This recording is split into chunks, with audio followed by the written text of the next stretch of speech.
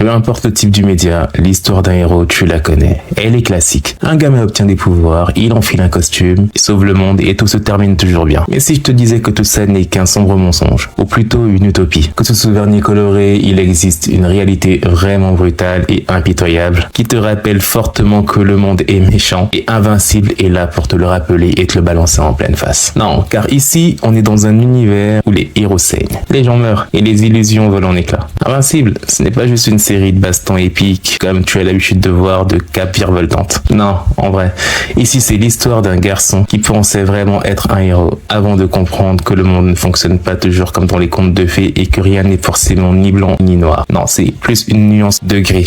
Un garçon qui sera fortement marqué par la guerre et des choix difficiles. Mais bon, avant d'aller plus loin dans notre histoire, si tu ne suis que la série animée et que tu ne veux pas savoir le futur de Mark Grayson, c'est le moment de partir. Parce qu'à partir de maintenant, je vais te raconter toute l'histoire d'Invincible du début jusqu'à la fin. Toujours là? Ok. Donc, bienvenue sur la chaîne d'Aramis. Ici, on parle univers fictif et plein d'autres choses encore. Si le contenu te plaît, n'hésite pas à liker, à t'abonner et à partager. Ça m'aiderait fortement. Et n'hésite pas à me dire ce que tu en penses dans les commentaires. Et maintenant, on rentre dans le vif du sujet et laisse-moi te raconter aujourd'hui toute l'histoire.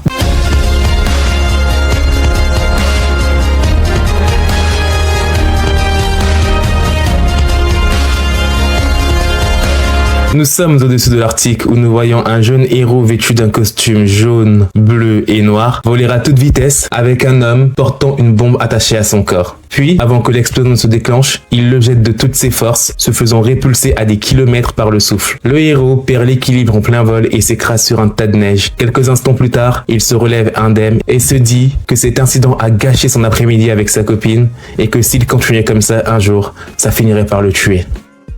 Mais bon, revenons quelques mois en arrière. Mark Grayson, un jeune adolescent de 17 ans, tout ce qu'il y a de plus normal, est chez lui dans sa salle de bain, en train de lire un comics. Sa mère, comme toute bonne mère qui se respecte, toque à la porte en lui disant de se dépêcher s'il ne veut pas être en retard pour l'école. D'où il rétorqua qu'il a encore 10 bonnes minutes d'avance et lui demande s'il ne sait pas où est son père du coup. Sa mère, d'un air désespéré, lui dit qu'il n'est pas rentré la nuit dernière et en regardant les informations, il voit un héros combattre des monstres taïwanais. Puis le jeune garçon va à ses cours et passe une journée de classe tout à fait banale. À la fin des cours, son pote William lui propose d'aller ensemble à une soirée chez un de leurs amis, mais Mark doit refuser car il a un travail à mi-temps au Burger Mart comme tout adolescent de son âge. Mark se rend donc à son travail, agacé de ce job ingrat. Il sort de là pour exécuter une énième tâche quotidienne comme il a l'habitude de le faire depuis des mois. Il se dirige alors vers un bac à ordures pour jeter les poubelles, un geste tellement banal qu'il avait l'habitude de le faire tous les jours. Mais là, à ce moment-là, ce qui allait lui arriver allait changer sa vie à tout jamais. D'un geste involontaire, presque instinctif, il balança une poubelle de toutes ses forces et la dirigea en orbite stellaire. Étonné puis fier, un léger sourire s'esquissa sur ses lèvres et se dit « Enfin, il était temps ». Un peu plus tard dans la soirée, au moment du dîner, sa mère Debbie Grayson proposa à Mark de passer à table sans son père car celui-ci ne rentrerait sûrement pas ce soir. Mais elle se trompait. Tout d'un coup, un ouragan débarqua dans la pièce et un homme s'assit à la table. C'était Nolan Grayson. Comme un bon père de famille, il fit un bisou à sa femme et embrassa la tête de son fils. Soudain, Debbie lui demanda si tout s'était bien passé à Taïwan avec cette affaire de monstre draconique. Et là, tout s'explique. On comprend alors que le héros qui affrontait les monstres à Taïwan n'était rien d'autre que Nolan, plus connu sous le nom d'Omni-Man, le héros le plus puissant de la Terre. Le dîner se passa normalement, comme toute autre famille du type, mais Mark semblait agité. Alors sa mère lui demanda « Qu'y a-t-il » Et impatient et heureux, Mark jubila et dit « Devinez qui a enfin ses pouvoirs? Moi !» Tu es sûr de ça? J'en suis certain. J'ai envoyé un sac poubelle dans l'espace au boulot tout à l'heure. Ah oui, c'est génial. Je suis très fier de toi. Curieusement, la réaction qu'il attendait n'a pas été celle qu'il voulait, car tout le monde semblait s'en foutre. Mais en vrai, un sourire s'esquissait sur les lèvres de son père. Un peu plus tard dans la soirée, pendant que tout le monde était au lit, Mark sortit par la fenêtre de sa chambre et décida de tester ses nouvelles capacités. Un peu paniqué, il se mit sur le toit de sa maison et se dit qu'il pouvait tester son vol. Mais il n'était pas sûr d'y arriver pour la première fois. Mais il se dit que s'il tombait, il ne devrait normalement rien ressentir et il devrait être invulnérable comme son père. Mais le doute s'envahit et il franchit le cap. Il sauta dans le vide et là, par réflexe,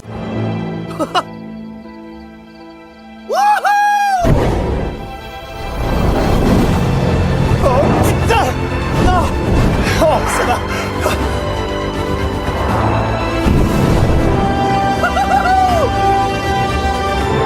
il vola. Comme son père lui avait dit un peu plus tôt, voler pour lui est comme un réflexe, et ce fut le cas. Heureux de cet exploit, Mark retourne à se coucher, le sourire aux lèvres et des rêves plein la tête, et se dit qu'un nouveau chapitre de sa vie commençait enfin. Le lendemain, excité de vouloir tester ses nouvelles capacités, Mark chercha une occasion de se mettre à l'épreuve. Là, il vit 3 voleurs fuir la police et il les prit en filature. Sans effort, il réussit à les neutraliser et l'un d'eux lui demanda s'il voulait les arrêter ou les voler lui-même car son costume lui faisait ressembler aussi à un voleur. Mais bon, malgré cette erreur vestimentaire, son père qui avait observé toute la scène de loin était vachement impressionné et fier.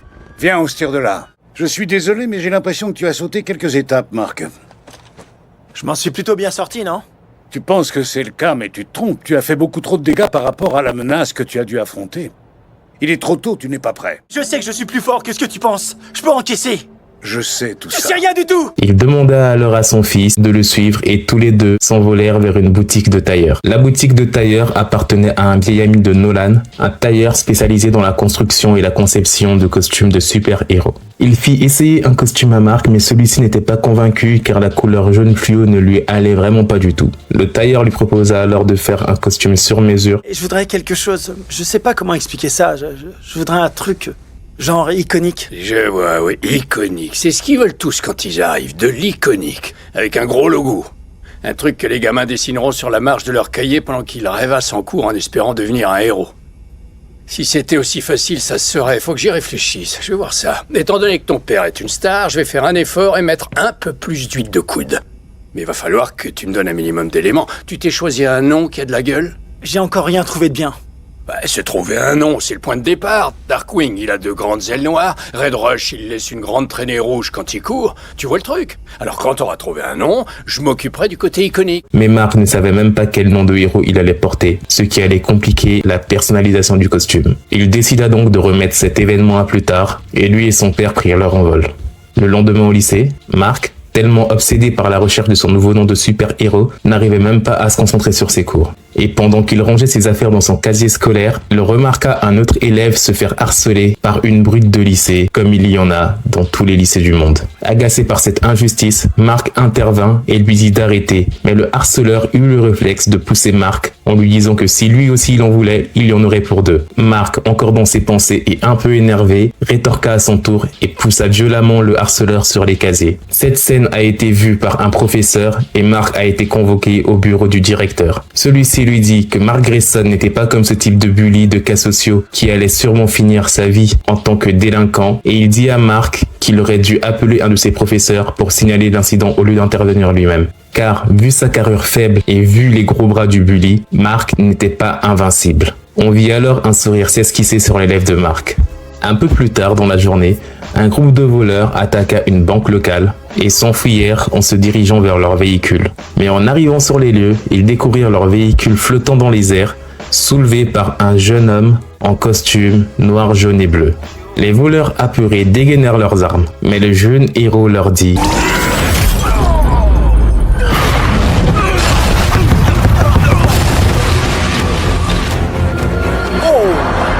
Ça va les gars? Wouh!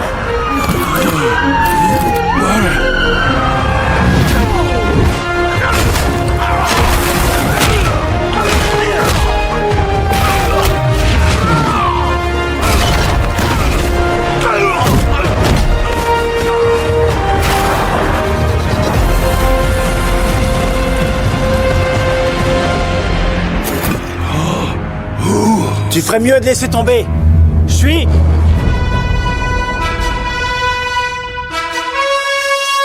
Après cet incident, Mark rentra chez lui et se posa sur son canapé. Et là, il eut un flashback de son père qui lui racontait la vérité sur ses origines. Nolan Grayson, plus connu sous le nom d'Omni-Man sur Terre, était né à des milliards de kilomètres de la Terre, sur une planète bleue appelée Viltrum. C'est une magnifique oasis bleue au cœur d'un système solaire équivalent au nôtre. Je suis né sur cette planète.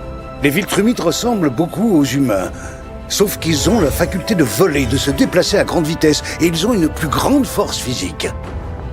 Quand notre peuple a atteint sa maturité, certains ont quitté Viltrum pour parcourir la galaxie et se servir de leur pouvoir pour aider les autres peuples moins développés. J'ai postulé pour m'installer sur Terre et devenir le protecteur de cette planète. C'est là que j'ai rencontré ta mère. Et quelque temps après, tu es arrivé. Je sais que ça fait beaucoup de choses à intégrer d'un seul coup.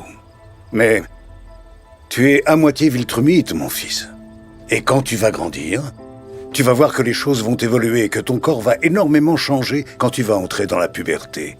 Tu vas avoir de l'acné, ta voix va muer en faisant tout un tas de dérapages qui font mal aux oreilles, tu vas voir pousser des poils dans des endroits que tu ne soupçonnes pas encore, et surtout, à la différence des autres garçons, tu vas développer des super pouvoirs, tout comme les miens. Ta capacité à voler, ta rapidité, ta force vont être démultipliées. Tu comprends ce que je dis ?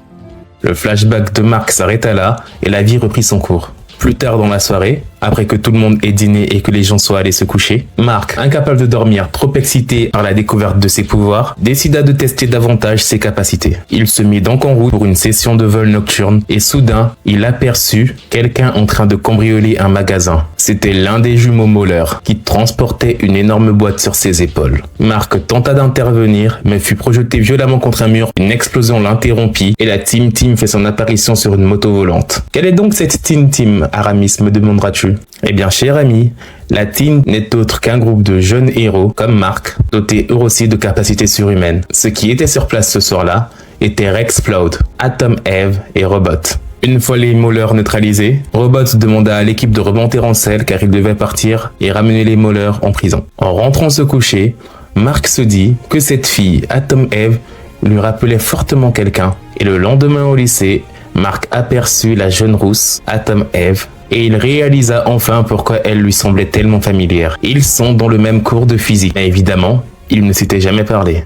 Eve expliqua alors à Mark que son équipe avait continué à enquêter sur les affaires de la veille, et elle lui proposa même de se joindre à eux. Et à l'heure de la pause, nos deux jeunes héros se changèrent derrière une benne à ordures, et Eve expliqua à Mark qu'il pouvait quitter l'école en s'envolant, car les gens ne pensent jamais à lever les yeux vers le ciel. De son côté, Robot avait travaillé toute la nuit et dit à son équipe qu'il avait effacé la mémoire de Mauler pour le suivre, ce qu'ils firent. Le Mauler, ne sachant pas qu'il était suivi, les a menés vers un entrepôt abandonné, où à l'intérieur son jumeau l'attendait. Les Maulers révélèrent ainsi leur plan qu'ils voulaient faire une armée de robots, et la Teen Team, en ayant assez attendu, décidèrent de passer à l'action. En quelques secondes à peine, ils neutralisèrent les deux criminels, et Mark, impressionné, demandait si c'était toujours aussi facile de s'occuper des vilains. Atom Eve le regarda alors avec un léger sourire sur les lèvres. Pendant ce temps, dans un centre commercial, un adolescent se réveilla sur un banc et découvrit qu'il avait une bombe attachée sur son corps. Inquiet, il essaya de l'enlever, mais c'était déjà trop tard. L'explosif détona en tuant le jeune homme, en détruisant une grande partie du centre commercial. Le lendemain de cet incident, le principal du lycée prononce un discours solennel, annonçant que 3 jeunes étudiants avaient été portés disparus. Mark, alors très peu compatissant, dit à Atom Eve que ces 3 élèves méritaient leur sort, car c'étaient des abrutis et des brutes. Chose qui énerva un peu Atom Eve qui répliqua que ces 3-là avaient toujours été gentils avec elle. Mark lui dit qu'elle était beaucoup trop naïve, car s'ils étaient gentils avec elle, c'était parce qu'elle était juste charmante et attirante. Chose qui fit sourire Atom Eve, mais elle précisa à Mark qu'elle était déjà en couple avec Rex. Mark, alors un peu gêné, rougit et insista sur le fait qu'il n'insinuait rien de particulier et que c'était juste un compliment amical. Eve invita alors Mark à traîner avec son équipe dans leur repère et celui-ci refusa, car ce soir il devait travailler à son Burger Mart. Plus tard, il regretta son choix en se faisant crier dessus par son patron car celui-ci avait beaucoup trop cuit un steak. Mark, excédé, traita son boss d'abruti et démissionna d'un coup de tête, avant de se dire qu'il vient peut-être de se faire une grosse erreur et que son père risque sûrement de le tuer pour ça. Mais à sa grande surprise, au moment de la vaisselle, son père lui proposa de quitter son boulot, chose qui arrangea un peu les affaires de Mark. Le lendemain, Nolan proposa à Mark de patrouiller ensemble dans la ville, et pendant cet instant de complicité père-fils, un énorme portail apparut, laissant passer une race d'extraterrestres venus pour envahir la ville. Père et fils combattèrent les envahisseurs un par un, et bien qu'ils n'étaient pas assez puissants, leur nombre écrasant commençait à les surpasser. Cependant, Les extraterrestres commençaient à vieillir à un rythme très accéléré, se décomposant au fur et à mesure sous leurs yeux. Profitant de cette faiblesse, Mark et son père les repoussa à travers le portail en les renvoyant dans leur dimension d'origine. Soudain, après cette attaque, Omni-Man perçut un bruit étrange venant d'un centre commercial et s'élança aussitôt en direction du danger. Il découvrit un adolescent avec une bombe attachée à son corps et Omni-Man eut juste le temps de le projeter hors du bâtiment avant l'explosion. Mark reconnut immédiatement le garçon car c'était un des garçons de son école qui avait été porté disparu. Mais avant qu'il ne puisse réagir ou dire quoi que ce soit à son père, Omni-Man fut kidnappé car un portail venait à peine de se rouvrir. Après toutes ces péripéties, Mark rentra chez lui et dit tout ceci à sa mère qui ne semblait pas plus inquiète que ça. Mark se rendit ensuite au repère de la Teen Team pour leur expliquer qu'un autre étudiant venait d'être tué. Il informa donc à Robo qu'une personne kidnappe des élèves et les transforme en bombes humaines. Robo conseilla donc à toute l'équipe de rester sur ses gardes et de ne jamais se déplacer en solo. En rentrant chez lui, Mark trouve sa mère un peu plus inquiète car elle se rappelle d'une époque où son mari avait disparu pendant 7 mois piré dans une autre dimension. Le lendemain au lycée, Mark et Eve se mirent à parler de la situation et pendant qu'ils se chahutaient un peu, l'un des professeurs de leur cours de physique les appela le petit couple, ce qui a fait éclater toute la classe mais a mis Mark un peu mal à l'aise, rendant la situation gênante pour lui et pour Eve. C'est alors qu'à l'interpose, Robo appela Eve car il avait découvert quelque chose, mais que lui et l'équipe étaient trop occupés pour intervenir. Il révéla alors que leur professeur de physique avait autrefois travaillé pour une entreprise de recherche militaire et qu'il était derrière les attentats. Mark et Eve enfilèrent alors leur costume et fonça immédiatement chez leur prof de physique. Une fois sur place, le professeur avoua immédiatement son crime. Il avait kidnappé des lycéens bruts et bullies pour les transformer en bombes humaines, se venger de ce qu'ils avaient fait à son fils qui s'était suicidé quelques années plus tôt pour cause de harcèlement scolaire. La bombe attachée sur sa poitrine était programmée pour exploser dans 1 minute, ce qui laissait tout juste le temps à Invincible de la saisir pour l'emporter loin d'ici. Il prit son professeur et s'envola de toutes ses forces, ce qui l'amena en Arctique où un jeune homme vêtu d'un costume jaune, bleu et noir, plus connu sous le nom d'Invincible, transportait son professeur de chimie. À la réflexion faite, il se dit que son professeur avait gâché son après-midi et le jeta de toutes ses forces au loin avant qu'une puissante explosion l'expulsât à des kilomètres et finit par s'écraser dans les montagnes. Il venait de sauver une grande partie des civils. De retour chez lui, Mark demanda à sa mère si son père était revenu. Combattre des aliens dans une autre dimension, ça c'est la routine. Il doit sûrement leur expliquer gentiment pourquoi ils doivent nous laisser tranquilles. Vous n'avez pas l'air de comprendre que la Terre n'est pas une planète que vous pouvez conquérir.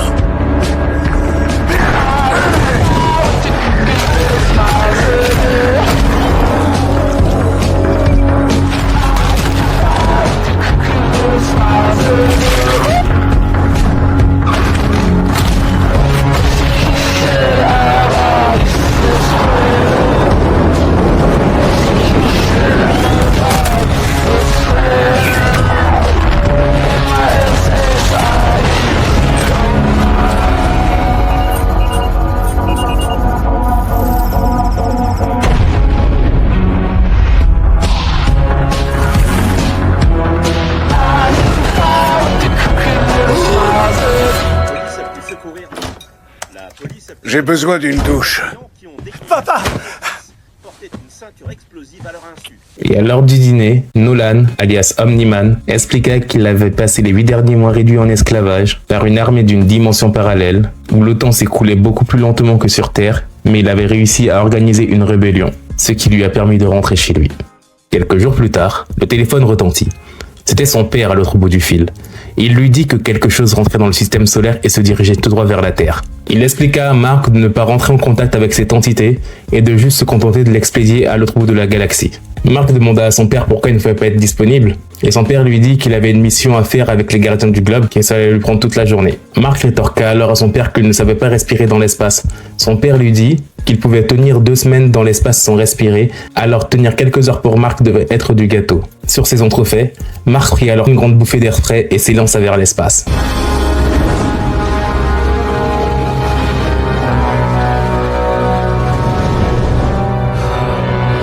Ok.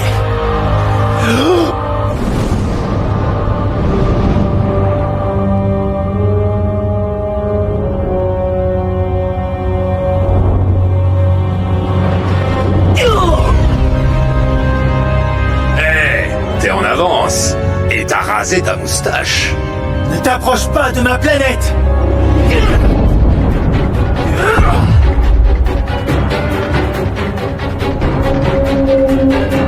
Pas mal. Mais si t'essaies de m'exploser contre quelque chose, ta lune est par là-bas.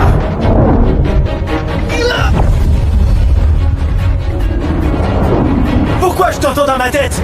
Parce que c'est là que tu ranges ton cerveau.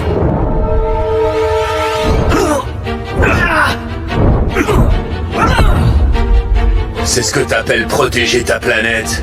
Ça me fait de la peine pour ton peuple.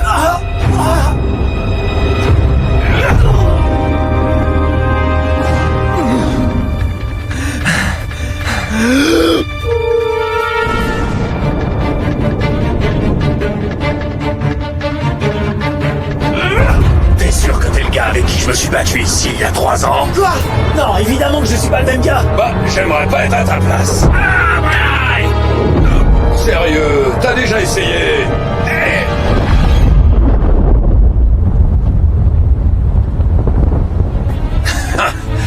On va peut-être s'amuser finalement.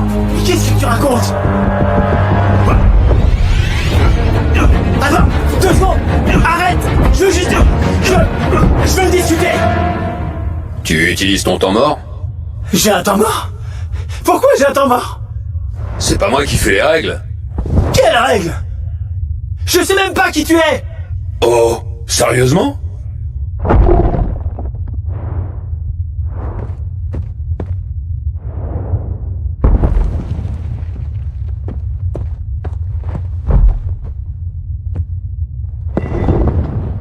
D'accord, je suis officier examinateur de la coalition des planètes. Mark, un peu vexé, demanda à l'extraterrestre de se présenter et celui-ci dit qu'il s'appelait Allen. Allen l'alien. Il expliqua à Mark qu'il travaillait pour la coalition des planètes et son travail consistait à voyager de planète en planète pour tester les champions de chaque monde. Il expliqua à Invincible qu'il venait sur la planète Urat pour tester son champion. Mark lui dit que cette planète n'était pas Urat mais plutôt la planète Terre. Alan réalisa alors son erreur et craignant de perdre son travail, remercia Invincible et repartit sur le champ. Après tous ces événements, l'ami de Mark, William, vint le chercher pour qu'ils aillent s'inscrire à la fac. Pendant ce temps, Nolan et Debbie s'éclipsaient dans leur chambre pour s'amuser un peu. Entre-temps, plein de changements se sont faits au niveau des héros. Les Teen Team ont perdu Robot, ce qui a un peu fragilisé l'équipe. Entre-temps, arrivés à l'université, Mark et William sont totalement séduits par la vie d'étudiant, de nombreuses filles, la vue de campus et un peu tout ce qui tourne autour. Ce qui laisse largement Nolan et Debbie enchaîner le deuxième round. Mark et William se font faire le tour du propriétaire du campus par David, l'assistant du doyen. Après une longue journée de visite de l'université, les deux amis, totalement épuisés, se posent sur un banc pour se remettre de leurs émotions, quand tout à coup, un robot saute du bâtiment de l'université et les renverse. Mark tente alors de protéger le plus de civils possible et son ami et enfile son costume. Il sauve autant de personnes qu'il peut, mais il se rend compte que le robot n'en a rien à faire de lui et se dirige vers une barre métallique pour son palais. Choqué par les événements, Mark part discrètement retirer son costume pour aller vérifier si la foule va bien. C'est ainsi que William a réalisé que Mark était invincible et s'est demandé pourquoi il ne lui avait jamais dit. Mark lui affirme que ce n'était pas pour le mettre en danger, et William lui dit qu'il est son meilleur ami et il n'a même pu le lui dire. Après quelques scènes de bouderie, William lui assure que son secret sera bien gardé. Après cette journée, Mark et William rentrèrent chez eux. Il vit un air bizarre sur ses deux parents et remarqua que son père avait son t-shirt à l'envers, ce que Debbie démentit d'un air un peu gêné. Peu après, Nolan reçut un coup de fil du tailleur lui informant que quelqu'un avait volé le costume de Simon, empêchant de retrouver ses pouvoirs et l'empêchant de revenir dans les gardiens du globe.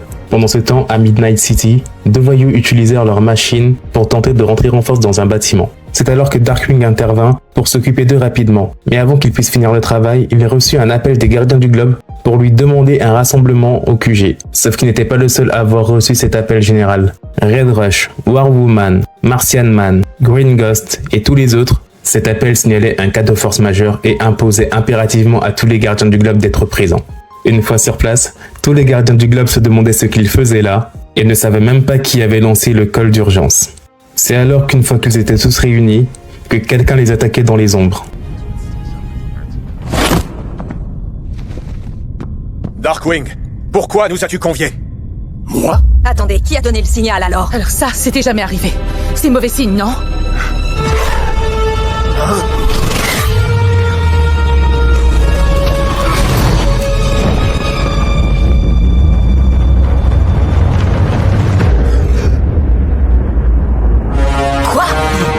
Omni-Man?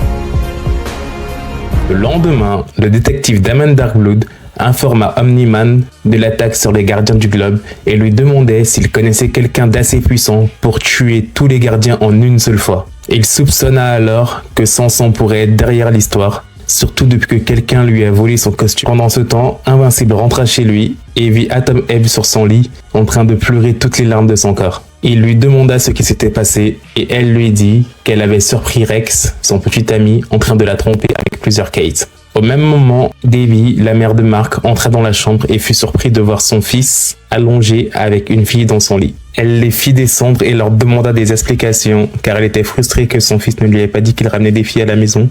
Omni-Man entra dans la pièce et dit à tout le monde que les gardiens du globe étaient morts et qu'il fallait qu'ils assistent aux funérailles demain. Le jour des funérailles, le démon Damian écarta totalement l'hypothèse de Samson, lui disant qu'il était resté chez lui toute la journée. Omni-Man prit le micro et fit un discours émouvant sur les bienfaits que les gardiens lui ont apportés lors de sa première venue sur Terre, en disant que c'était des personnes incroyables. Mais il s'arrêta soudain lorsque les jumeaux molaires firent leur apparition. Ceux-ci dirent qu'ils ne sont venus que pour rendre hommage aux gardiens du globe. Il y a aussi eu un petit combat avec l'ami de Samson qui n'a mal pris le fait que les gardiens l'aient rejeté au moment où il en avait le plus besoin. Mais c'était anecdotique. En soi, une fois le soir venu, Sam, fille de Mark, demanda à Mark s'il pouvait lui faire un test de vol en le tenant dans ses bras. Mark accepta, mais dit à son ami que ce qu'il de faire faisait très très gai. Pendant ce temps, ce même soir, deux individus, totalement bourrés, ont la brillante idée d'aller déterrer le cadavre de l'immortel en se disant que s'ils buvaient dans son crâne, ils seraient peut-être eux aussi immortels. Après avoir creusé le trou, les jumeaux Mauler arrivent par derrière et les remercient et prirent le corps de l'immortel. Mais levons un peu la tête vers les étoiles.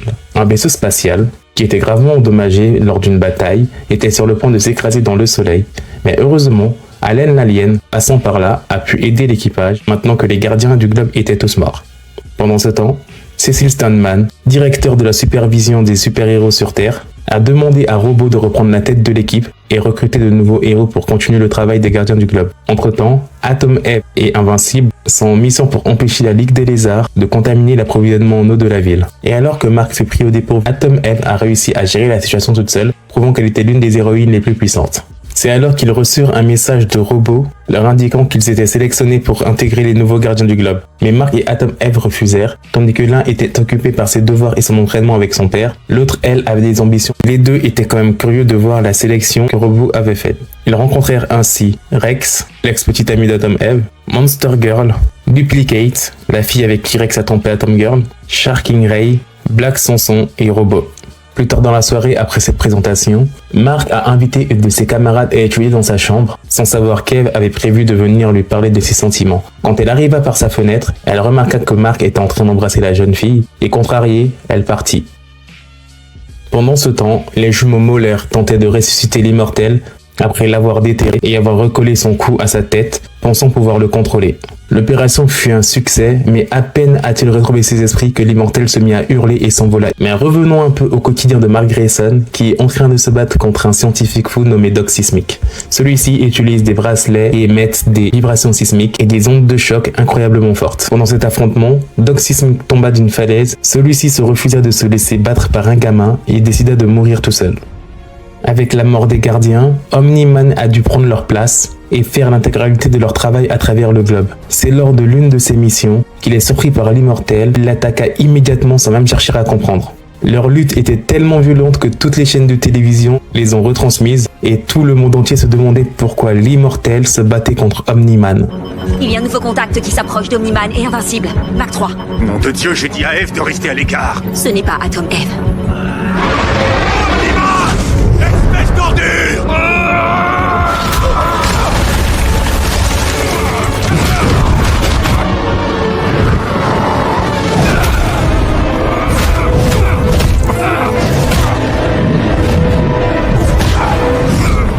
J'ai du mal à le croire, messieurs, dames, mais il semblerait que l'immortel ou quelqu'un qui s'y apparente ait soudainement attaqué Omni-Man. Comme vous le savez, l'immortel a été assassiné il y a 8 mois. Au même titre que tous les membres originels des gardiens du globe. Le tueur n'a jamais été arrêté. Assassin! On avait confiance en toi! Tu nous as trahis! T'aurais mieux fait de rester mort! Papa!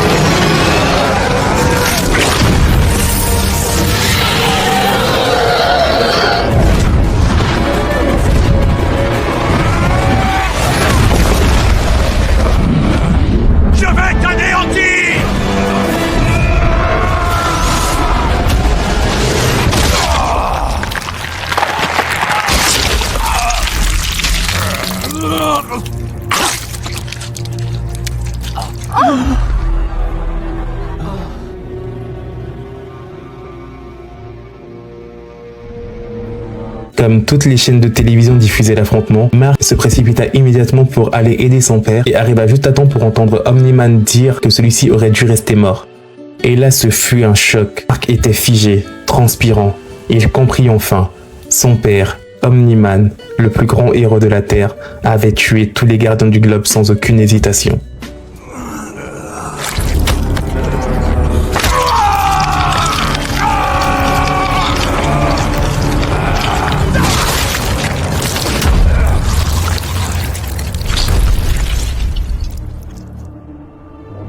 Papa? Pourquoi? Mark. Il faut qu'on parle. Une vérité glaçante qui allait remettre en perspective toutes les croyances de Mark Grayson. Sa planète d'origine, Viltrum, a atteint une société globale parfaite, mais cela ne s'est pas fait du jour au lendemain, ni par la paix d'ailleurs. Je ne voulais pas en arriver là, mais malheureusement, je n'ai pas eu le choix. Il est temps que tu saches toute la vérité sur mes origines. Je viens de la planète Viltrum, mais elle n'est pas tout à fait comme je te l'ai décrite. Nous avons bâti une fabuleuse civilisation, mais les efforts que nous avons fournis pour l'ériger ont consumé nos forces, notre courage et notre détermination. Pour que notre peuple atteigne son plein potentiel, il nous a fallu éliminer les plus faibles et ne conserver que les plus forts. Ce fut un long et douloureux processus. Une fois cette tâche achevée, notre population était réduite de moitié, mais ce qui émergea des cendres de nos villes était incommensurable. À ma naissance, Viltrum était déjà l'empire le plus puissant de la galaxie. Mais nous avons décidé qu'il deviendrait le seul et l'unique. Quand j'ai atteint l'âge requis, j'ai rejoint l'effort de guerre. C'était dur, mais je croyais en notre cause. Certaines espèces ont essayé de résister, bien sûr, mais nul ne faisait le poids face aux Viltrumites. Très vite, notre empire compta des milliers de planètes. Mais nos forces s'atténuaient à chaque conquête, et notre expansion finit par s'arrêter. Il fallut trouver une méthode plus efficace pour conquérir les autres civilisations. Nos plus brillants officiers ont été sélectionnés pour infiltrer ces mondes et les pousser à s'autodétruire. J'étais l'un de ces heureux élus. Je ne pouvais pas révéler à ta mère les raisons de ma présence sur Terre. Mais cette période est maintenant révolue. Aujourd'hui, nous devons préparer la Terre à rejoindre l'Empire et à devenir intégralement Viltrumite. Ils ont massacré tous les Viltrumites les plus faibles de leur planète et ils ont décidé de réguler toutes les naissances des Viltrumites qui avaient des airs chétifs et malades, ne créant ainsi une civilisation que de Viltrumites suffisamment forts pour pouvoir dominer une planète à eux tout seuls. Mais ils savaient que malgré ça, ils avaient une mission, une tâche à accomplir. Affaiblir les défenses de la planète et préparer les Viltrumites pour l'invasion. Ils savaient donc que ce jour arriverait tôt ou tard et qu'ils devraient tous les tuer. Et il dit que le catalyseur de tout cela a l'éveil des pouvoirs de Mark. Et il rappelle encore une chose à Mark, c'est que les Viltrumites sont totalement différents des humains au niveau de la biologie et que ceux-ci vieillissent très lentement peu importe leur âge. Que finalement, au long terme, tous les humains seraient morts mais que eux seraient les deux seuls derniers survivants sur cette planète. Car c'est ça la triste réalité à l'échelle d'une vie Viltrumite. Et qu'il aime sa mère, c'est vrai, mais il l'aime plus comme une sorte d'animal de compagnie et c'est tout pour lui. Un animal de compagnie qu'il a quand même ken, hein. Et il dit à Mark qu'il veut qu'il l'accompagne et accepte sa véritable condition de Viltrumite et qu'à deux, il pourrait conquérir et étendre l'Empire. Mark, choqué par ces révélations, se mit à crier, hurler, pleurer et dans une rage immense, rejeta l'offre de son père. Il dit que la Terre est sa maison et qu'il ne laissera personne la détruire. Omni-Man, agacé par son fils, enclencha le combat. Oh, je suis content de voir que tu vas bien. Ça va, t'inquiète. Alors, où en sont Mark et Omni-Man? Omni-Man lui colle une raclée. Ça commence à vraiment partir en vrille. Oui, c'est terrible. Il faut espérer que Mark porte bien son nom. Car pour affronter son père et en sortir vivant, il faut vraiment qu'il soit... Nolan demanda à son fils s'il voyait la vérité. Un seul coup suffit à les tuer, car dans le grand ordre des choses, les humains ne signifient absolument rien. Non, arrête! Il faut que je les sauve! Peut-être que cette fois, tu vas comprendre.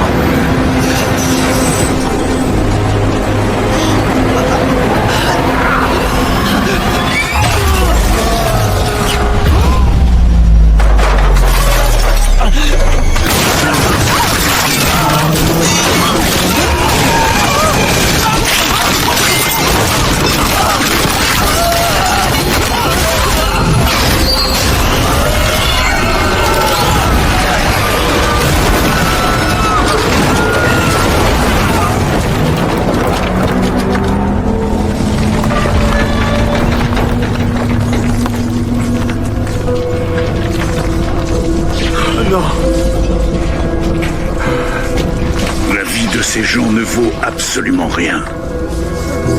Sans nous, ils ne sont que des arriérés.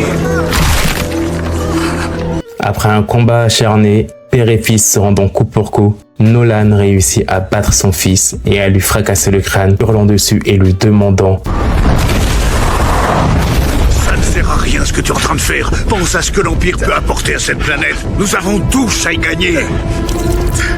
Et vous allez faire quoi si les humains résistent? C'est notre tâche. Nous devons les empêcher de résister. Nous devons leur montrer que c'est inutile, que jamais ils ne gagneront et qu'ils vont faire désormais partie d'un empire beaucoup plus vaste. Ou qu'ils mourront. Non, jamais je ferai ça! C'est ça que tu veux? Te sacrifier pour cette planète? Ok, je tiendrai 17 ans de plus. Je referai un autre gosse et je m'y prendrai autrement.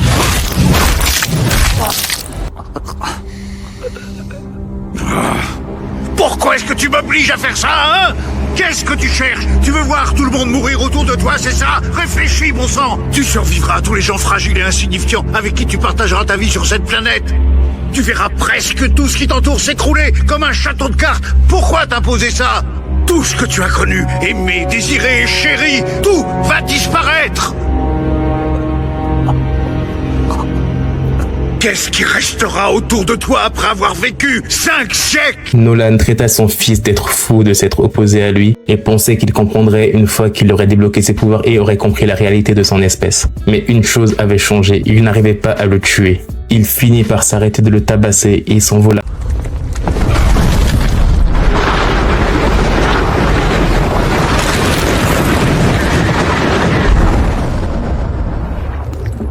Les larmes plein les yeux. La planète entière venait d'assister à la trahison du plus grand héros de l'humanité et le gouvernement retrouva le corps de Mark totalement brisé, à peine capable de respirer. Quelques semaines plus tard, Mark, en pleine rémission de ses blessures, fut approché par un homme nommé Cecil Stoneman. Cecil informa qu'il travaille pour le gouvernement et qu'il collaborait avec son père depuis des années. C'était lui qui lui envoyait dans des missions dangereuses à travers le globe et il veut que Mark rejoigne les gardiens du globe pour travailler avec lui. Promettant qu'après le départ d'Omniman, il subviendrait aux finances et aux besoins de sa famille. Pendant ce temps, Debbie, choquée par les révélations qu'elle venait de voir à la télé et entendant la vérité sortir de la bouche de l'immortel, s'effondra en larmes. Des semaines plus tard, lors de son retour à la maison, il reçut un coup de fil informant qu'Alan revenait sur Terre et Mark se dirigea immédiatement vers l'espace. Il entama la discussion avec Alan et celui-ci lui dit qu'il ignorait que la Terre était marquée par l'empreinte de l'Empire Viltrumite. Il lui informa aussi d'une chose, qu'il était inhabituel pour un agent Viltrumite de quitter la Terre et il est totalement choqué de savoir que Omniman était le père de Mark. C'est ainsi qu'Alan dit la vérité à Mark qu'il travaillait pour la Coalition des Planètes, un groupe de races qui veulent stopper l'expansion de l'Empire Viltrumite, et il dit à Mark qu'il doit retourner à son QG pour rapporter tout ce qu'il savait. Quelques semaines plus tard après ces événements, en Arabie Saoudite, nous retrouvons les gardiens du globe qui luttent contre une autre invasion de la race d'aliens interdimensionnels. Car après avoir capturé Omniman, il s'est rebellé contre eux et a réussi à détruire une grande partie de leur monde natal, ce qui leur a pris des siècles pour réparer. Car le temps passant beaucoup plus vite dans leur dimension, quelques mois sur Terre équivalaient à quelques centaines d'années dans leur monde d'origine. L'Empire Flaxen revint alors sur Terre. Un dispositif couplé à leur poignet leur permettait de contrer les effets du temps sur Terre et de s'adapter totalement à l'environnement, ce qui permettait de ralentir leur vieillissement. Mais Robo réussit à le pirater, ce qui a redéclenché leur vieillissement. Après cette petite mission, Mark rentra chez lui et l'immortel l'attendait. Il lui dit qu'il ne lui faisait plus confiance après les événements qui s'étaient passés avec son père. En montant dans sa chambre, une deuxième surprise l'attendait. Cécile dit à Mark que la conversation qu'il a eue avec son père avant de quitter la Terre avait été retransmise sur toutes les chaînes télé et que toute la planète savait que l'Empire Viltrumite avait un fusil braqué sur la Terre. Cécile dit aussi à Mark qu'elle allait donc préparer la Terre à une invasion Viltrumite imminente et que Mark devrait fortement s'y préparer. Mais il lui conseillait aussi de retourner à sa vie de lycéen. Pendant ce temps, nous apprenons qu'un nouveau héros surnommé Bulletproof va rejoindre les Gardiens du Globe. Nous apprenons aussi que les actes d'Omni-Man ne sont pas restés sans conséquences. Car en effet, vu qu'il a tué Okurus, le roi de l'Atlante, il se doit de devenir le nouveau roi. Car chez les Atlantes, celui qui bat leur ancien roi devient le nouveau roi. Mais vu qu'Omni-Man a quitté la Terre, à son fils invincible, donc Mark Grayson, de reprendre le titre de roi. Il demande alors à Cécile de trouver une solution pour lui permettre de se tirer de ce mauvais pas. C'est alors que Lethan, l'un des serviteurs, dit à Invincible qu'il faudrait un monstre géant pour devenir le nouveau roi. Mais il annonce aussi à Invincible qu'il a toujours été amoureux de la reine et que comme le mariage aurait lieu aujourd'hui, ils peuvent trouver une solution. Il va donc aider Lethan à battre le grand monstre et à prouver sa bravoure pour qu'il puisse prendre sa place. Car la tradition atlante veut aussi que le jour du mariage, le marié et la mariée fassent l'amour en public. De retour à la surface, nous voyons un monde totalement ravagé et Invincible et son père ont réussi à prendre le contrôle total de l'humanité, préparant ainsi les Viltrumites à envahir la Terre. C'est alors qu'un homme nommé Armstrong Levy fuit pour rejoindre Robo et l'Immortel, qui faisaient partie de la résistance. Mais malheureusement pour eux, il est repéré par Invincible, qui fait éruption et tue l'Immortel et Robo. Mais juste avant qu'Armstrong Levy soit tué, un portail vert s'ouvre et l'aspire dans une autre dimension. Lui, un nouvel Armstrong vient de l'aspirer dans la dimension principale. Enfin, la dimension où se déroule notre timeline. À son arrivée, la planète est envahie par une race d'extraterrestres et que les héros font leur possible pour les arrêter et il y a Invincible dans le lot. Mais sans savoir pourquoi, les extraterrestres se retirent dans leur vaisseau et arrêtent le combat. C'est alors que Atom Eve aperçoit dans le ciel quelqu'un qui vole à une vitesse incroyable. L'attaque sur la Terre a été dévastatrice et plein de personnes sont mortes et plein de destructions ont été faites. Même leur lycée a été fermé. C'est alors que Cécile blâme Robo pour son incapacité à pouvoir gérer les Gardiens du Globe. L'Immortel est alors placé à la tête des Gardiens. Entre-temps, le détective démoniaque arrive au Pentagone et dit à Cécile qu'il a découvert qui avait tué les Gardiens du Globe. Alors tout le monde se moque de lui parce que tout le monde est déjà au courant et tout le monde sait que c'était Omni-Man. On lui demande même s'il a regardé les actualités récemment. Pendant ce temps, Armstrong Levy amène son variant dans une cachette secrète près des quais, disant qu'il lui expliquera tout ce qu'il faut savoir une fois là-bas. Une fois à l'entrepôt, il découvre plusieurs autres variants de lui-même et cela le choque. Il n'est pas l'unique, il y en a plein d'autres. Des centaines et des centaines. Pendant ce temps, Mark continue sa vie de son côté, essayant de se réparer de tout ce qui s'est passé, entamant sa relation avec sa petite amie, tandis que la ville se reconstruit petit à petit. Entre-temps, Armstrong Levy s'introduit dans la prison fédérale avec ses capacités dimensionnelles et s'adresse aux jumeaux Moller, leur demandant de le suivre s'ils veulent vivre. Enfin, là en l'occurrence, s'ils veulent s'échapper. Car auparavant, les jumeaux avaient été battus par l'Immortel. Une fois évadés, il les emmène à son labo et explique que parmi tous ces variants, il est le seul à posséder des capacités qui lui permettent de voyager entre les dimensions et dit aux jumeaux qu'il veut qu'il l'aide à fabriquer une machine qui lui permettra de récolter tout le savoir de tous ces autres variants. Les jumeaux acceptent alors, mais lui disent qu'une intervention de la sorte ne sera pas sans risque. Entre-temps, Cécile demande à Mark de se rendre sur Manhattan pour aider les Caps.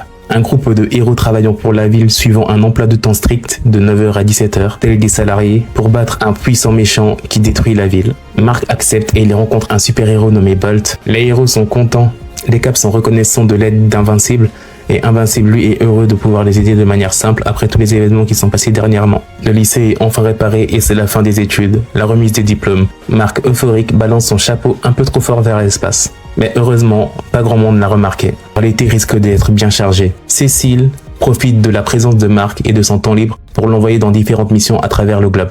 Mais une fois encore, Cécile le place sur une mission de haute exigence. Car après l'invasion, le programme spatial est devenu une priorité du gouvernement et une navette a été envoyée vers Mars. Ils veulent donc qu'Invincible les accompagne pour s'assurer du bon fonctionnement de la mission. Mars est habité par un peuple, mais ils vivent principalement sous terre et ne devraient pas poser de problème normalement. Les astronautes arrivent sur Mars et Mark reste caché pour ne pas être repéré. Mais malheureusement, ils se font prisonniers par la race martienne et sont emmenés dans une base souterraine. Mark les suit, mais malheureusement il est attaqué par des créatures en forme de pieuvre ou de calamar. Mais heureusement pour lui, ces calamars ne lui font aucun mal. Il est donc conduit par les gardes pour rencontrer le Monarque Prime.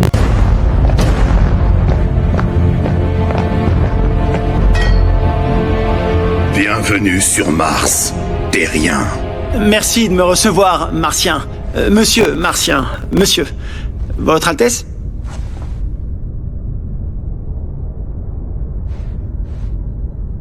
Quel est le but de votre visite? C'est amusant, j'ai été envoyé pour protéger mes camarades humains en mission sur votre jolie planète, et si je les ramène pas en un seul morceau, je vais vraiment passer pour un con. Salut les gars. Désolé, on sait pas qui c'est. C'était une mission secrète. Ouais, bah dans ce cas, t'as bien merdé. Des erreurs ont été faites, mais tout est rentré dans l'ordre maintenant. Alors, si vous le permettez, on va quitter votre territoire, et peut-être que vous pourriez retenir vos calamars cette fois. Les calamars sont la raison pour laquelle je vous ai fait capturer. C'est une race absolument dévastatrice qui a semé la mort et la destruction à travers l'univers avant de se cracher sur notre planète. Individuellement, leur esprit collectif est divisé et affaibli. Mais s'ils trouvent un hôte approprié, ils s'unifient et deviennent inarrêtables. Nos capacités polymorphiques nous permettent de leur résister. Mais si un seul calamar fusionne avec un membre de votre espèce, ils s'aggloméreront dans un même soulèvement et ravageront Mars. Puis, peu de temps après, la Terre. Oh.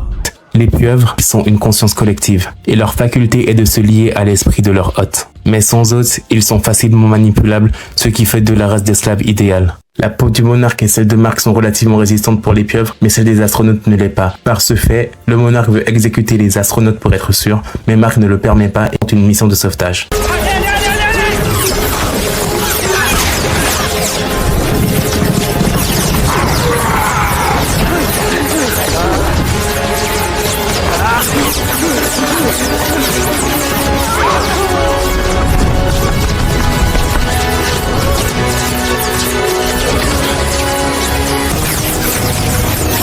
Quand faut y aller.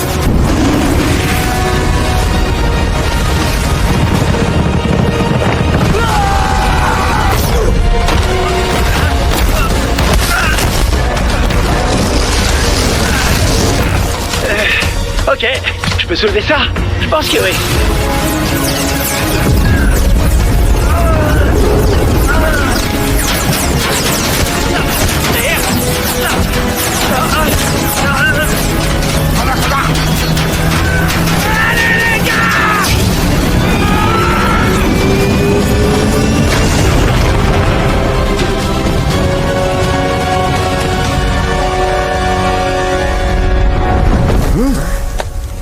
Sans rancune, les Martiens.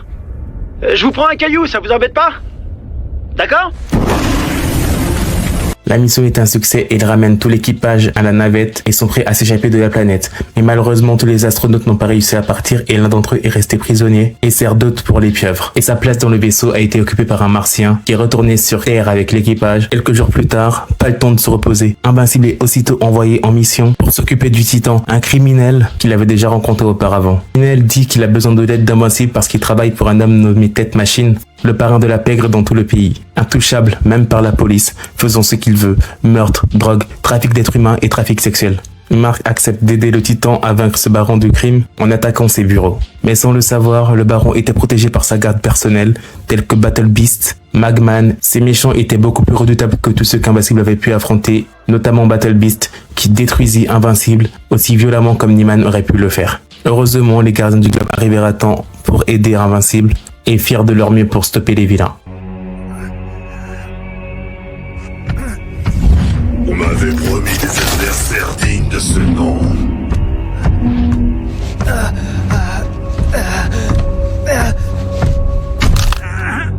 Mais tu es une amère déception. Te tuer sera presque faire preuve de compassion. Hey, connard!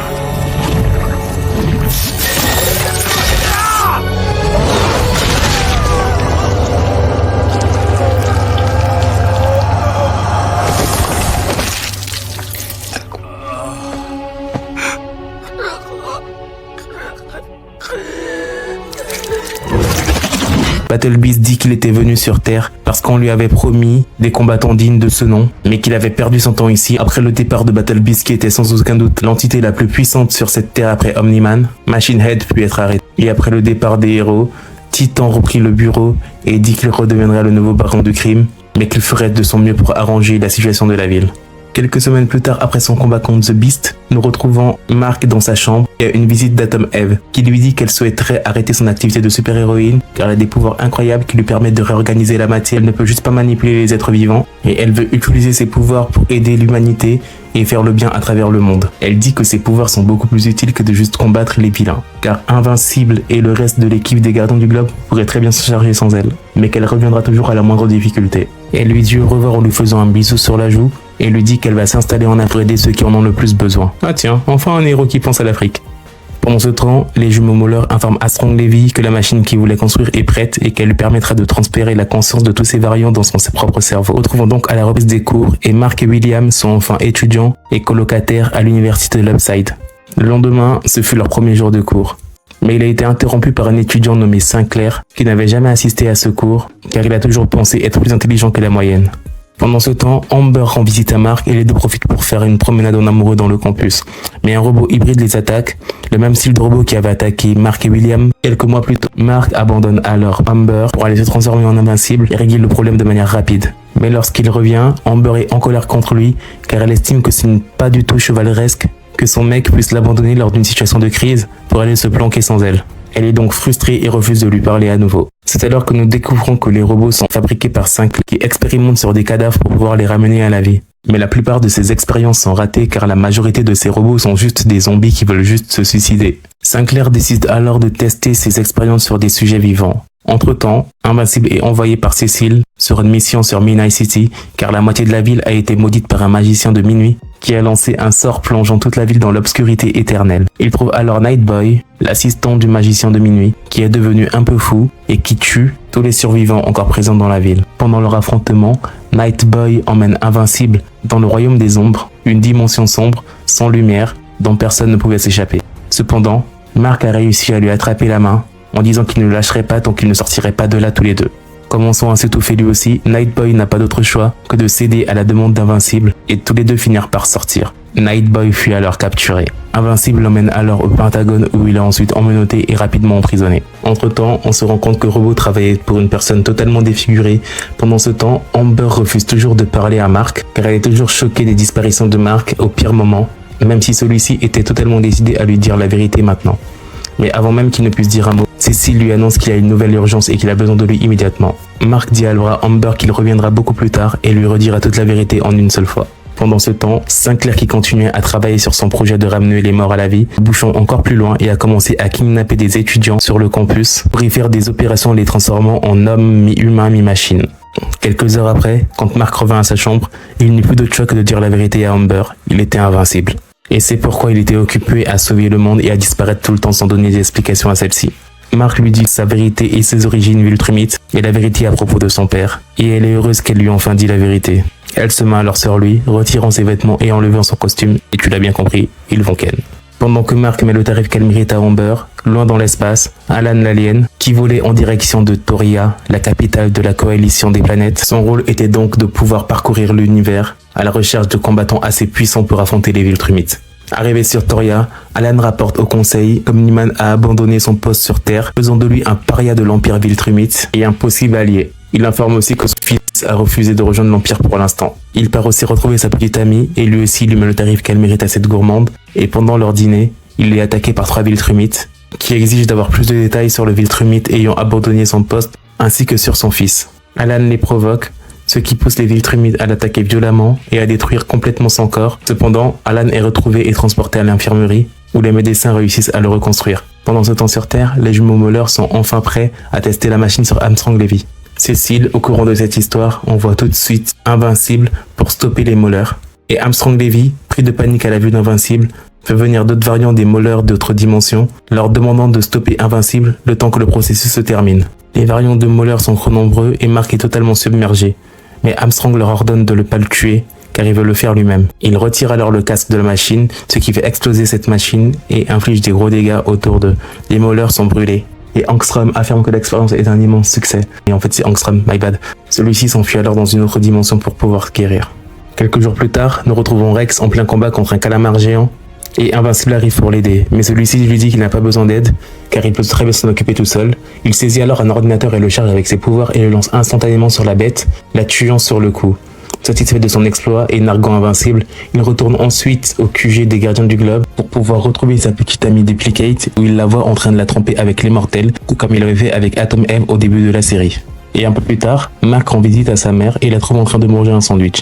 Il décide de s'en préparer un lui aussi et quelques instants après, qu'elle tape à sa porte. Debbie va ouvrir et elle est choquée de voir ce qu'elle va voir. Une créature mi-homme, mi-chien, affirmant être Science Dog, dit qu'il veut parler à Mark. Invincible l'attaque immédiatement car il dit que ceci ne peut pas être réel car Science Dog est un personnage de bande dessinée. Le Science Dog révèle qu'il est un alien venu d'une autre planète et révèle qu'il est en réalité là pour demander l'aide d'Invincible car son monde natal est attaqué par une race d'aliens maléfiques et qu'il a entendu parler des exploits d'Invincible. Mark accepte alors d'aller aider le Science Dog sur sa planète malgré l'interdiction formelle de Cécile qui l'avait interdit de quitter la Terre. Une fois sur place, il est conduit à leur leader. Il est choqué de découvrir ce qu'il va voir.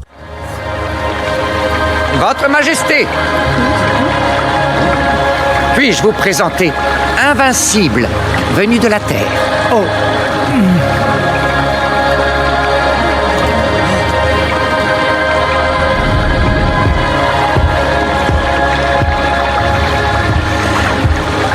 Salut, fiston. Ça fait un bail, dis donc. Son père, Omni-Man, est le chef de cette nouvelle planète. Ça allait faire quasiment 1 an qu'Omni-Man était parti et Mark, sous l'émotion, le serre dans ses bras et fond quasiment en larmes, disant qu'il est encore en colère contre lui, mais qu'il lui a énormément manqué. C'est alors qu'Omni-Man nous raconte son histoire depuis qu'il a quitté la Terre.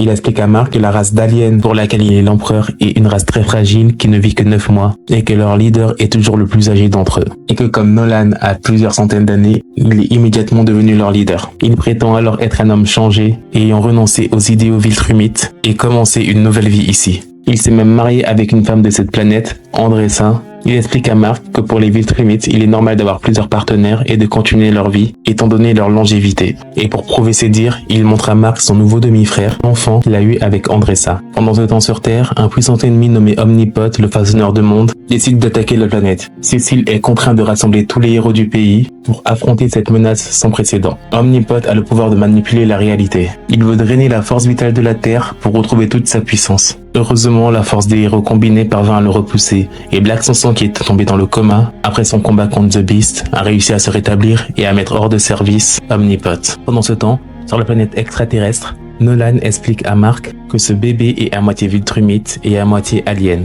ce qui signifie qu'il grandira beaucoup plus vite qu'un Viltrumite, mais beaucoup plus lentement que les autres habitants de la planète, et que d'ici quelques mois, il sera fortement possible qu'il soit un adolescent. Il informe aussi à Mark que l'Empire Viltrumite l'a retrouvé et qu'il sait où il se cache. Il lui dit aussi que plusieurs agents sont déjà en route, et c'est pour ça qu'il l'a demandé de venir aider sur cette planète. Avant que les Viltrumites n'arrivent, ils organisent alors une défense bien brève et essayent de cacher le maximum de personnes. Lorsque les Viltrumites arrivent, un des agents des Viltrumites les repère et les suit à l'intérieur. Celui-ci exige que Mark prouve sa force pour savoir s'il est digne d'être un agent Viltrumite. Mark le surprend alors avec un coup de poing et il s'envole. Mais l'agent se relève aussitôt et le poursuit. Mais juste avant qu'il soit attrapé, Omni-Man surgit et frappe l'agent dans le dos. Nolan crée alors une diversion permettant à Mark et à Andressa et l'enfant de s'échapper. Il transperce l'agent de ses mains et le vide de ses intestins. Pendant ce temps, les deux Viltrumites restés à la surface avaient détruit la moitié de la civilisation et de la planète en même pas 5 minutes. Ce qui a plongé Omni-Man dans une rage incontrôlable. Mark, encore étonné de voir son père défendre la vie, se rue aussitôt dans le combat. Mais malheureusement, Mark est beaucoup trop faible face aux Viltrumites. Omni-Man surgit et dit à Mark que là, ce n'est pas un combat contre des simples méchants, c'est un combat à mort. Il doit se battre avec la volonté de tuer s'il veut survivre. Qu'est-ce que tu fais? Elle est en train de te mettre en pièces. Ouais, j'avais remarqué. Tu te bats comme si t'étais sur Terre. Là, c'est différent. Arrête de retenir tes coups, tu vas nous faire tuer tous les deux. Je les retiens pas. Si tu les retiens, elle essaie de te tuer, Mark. Si t'essaies pas de la tuer en retour, tu vas mourir ici. Arrête de penser, agis. Tu dois te battre comme un Viltrumite. Non, je suis pas un assassin. Si tu ne donnes pas tout ce que t'as, on est tous morts. Toi, moi, ton petit frère et la totalité des Traxans de cette planète. Souviens-toi de ce que je t'ai dit.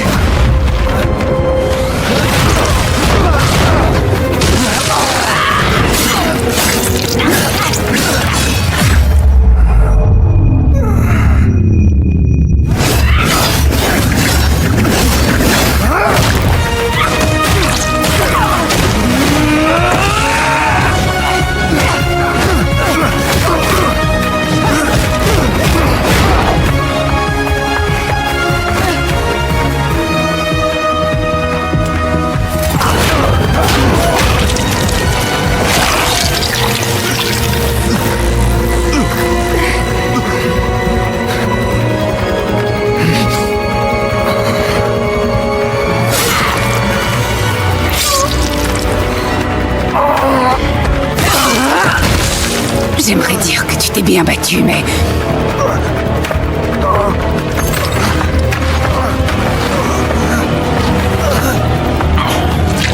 Est-ce que tu regrettes de t'être attaqué à ma famille maintenant? Tu regrettes? Papa!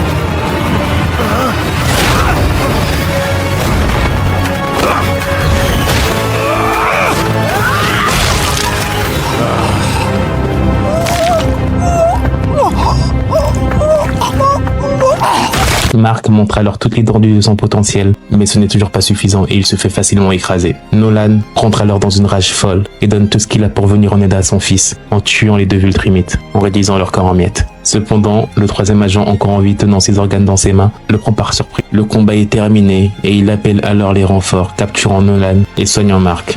L'un des agents déclare alors que Mark a prouvé sa valeur et qu'il est prêt à rejoindre l'Empire Viltrumite. Mais il a encore beaucoup à apprendre et il lui donne 100 ans pour retourner sur la planète Terre pour la préparer à l'arrivée de l'Empire Viltrum. Après avoir récupéré de ses blessures, Mark a aidé les aliens à refaire leur ville et Andressa lui a demandé une dernière faveur, de ramener son fils sur Terre où il sera protégé et près de son frère. Mark accepte alors et rentre sur Terre. Il retrouve sa mère qui lui dit qu'elle s'inquiétait. Mark lui explique alors qu'il a vu son père sur une autre planète mais qu'il ne veut pas en parler. Il a cependant une surprise pour elle et il lui présente son demi-frère. Debbie est sous le choc en découvrant que Nolan s'est remarié et a eu un autre enfant. Son esprit de mère reprend le dessus et elle accepte de s'occuper de lui car après tout c'est la famille. Pendant ce temps, nous retrouvons Robo en pleine conversation avec les jumeaux Mauler, prêt à les engager car en réalité, Robo est un homme nommé Ruby Connor qui est né avec une grave déformation. Ruby Connor est en réalité l'un des esprits les plus brillants de la planète et possède une immense fortune. Il propose donc d'engager les jumeaux pour qu'ils puissent transférer son esprit dans un cœur artificiel. Pendant ce temps,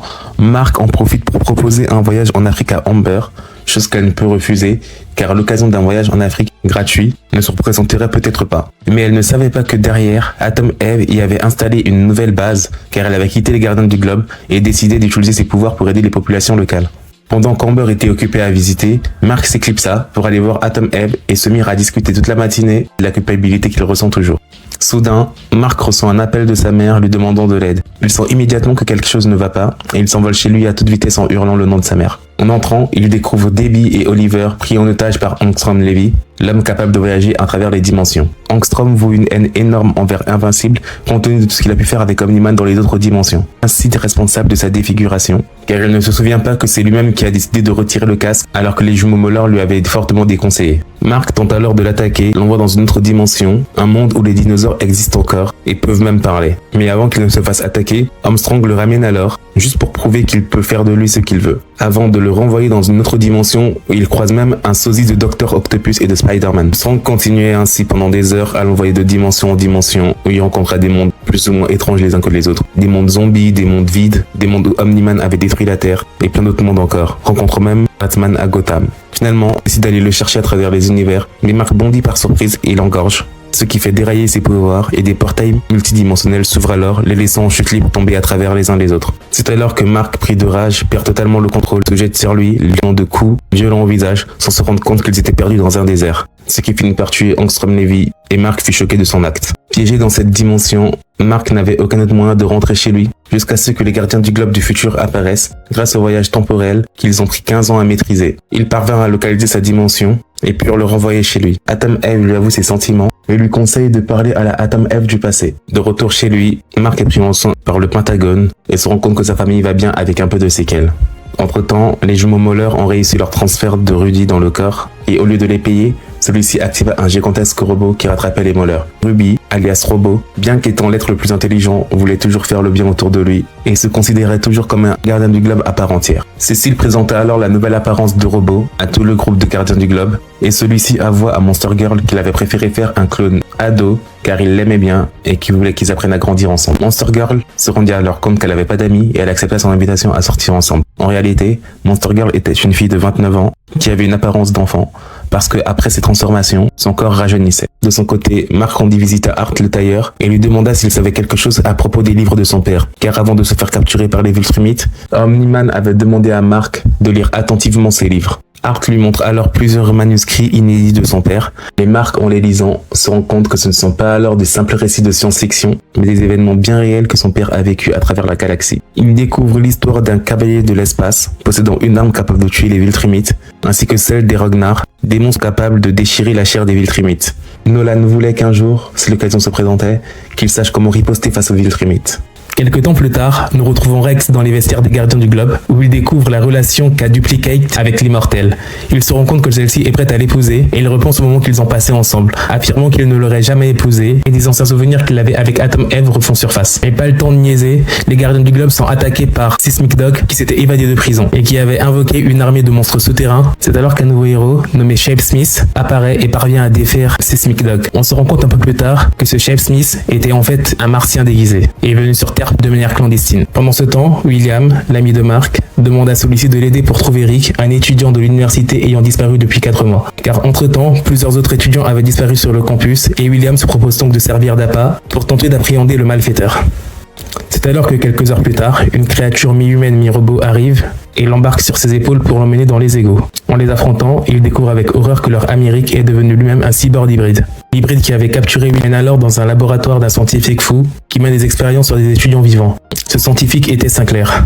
Entre-temps, Mark arrive à se défaire et fonce aider William, mais Rick l'arrête. Voyant le combat, William demande alors à Rick de se souvenir de lui, et une partie encore lucide de Rick reprend le dessus. Rick finit par se rebeller contre son créateur, et vient en aide à Mark et William. Sinclair essaie alors de s'enfuir avec toutes ses recherches, mais Mark réussit à l'intercepter et lui brise la mâchoire. C'est alors que Cécile intervint, en demandant à Mark de ne pas le tuer, car il compte l'emprisonner. Après ces événements, Mark va vers la chambre d'Amber, et il la surprend avec un autre homme, et celle-ci affirme que ce n'est qu'un camarade de classe avec qui ils étudient, mais Mark sent bien qu'il y a un feeling plus que ça. Pendant ce temps au Pentagone, les autres scientifiques tentent de rendre son apparence humaine à Rick, et Cécile en profite pour rendre visite à Sinclair en prison et il propose un deal. Sinclair se met alors à sourire et affirme avec grand enthousiasme que ses recherches ne seront plus jamais aussi folles.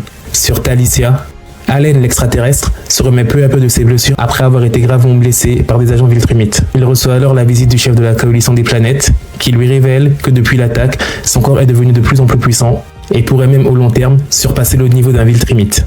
Allen lui demande alors comment il le sait. C'est alors que le chef de la coalition des planètes lui révèle qu'il a aussi lui été un agent Viltrumite, mais il a pris la fuite il y a bien longtemps. Entre-temps sur Terre, Mark rend visite à Atom Eve en Afrique et veut aborder un point crucial, celui d'Amber. Il pense que ce n'est pas juste pour elle d'avoir un super petit ami, et pense que le fait de l'abandonner tout le temps pour aller combattre le crime les éloigne petit à petit. Mark prend alors les devants et l'embrasse, ce qui réconforte Eve. Mais ils n'ont pas le temps d'en discuter, car Cécile les appelle pour une réunion d'urgence chez les gardiens du globe. Cécile les informe alors qu'un vaisseau spatial en provenance de Mars se dirigeait vers la Terre.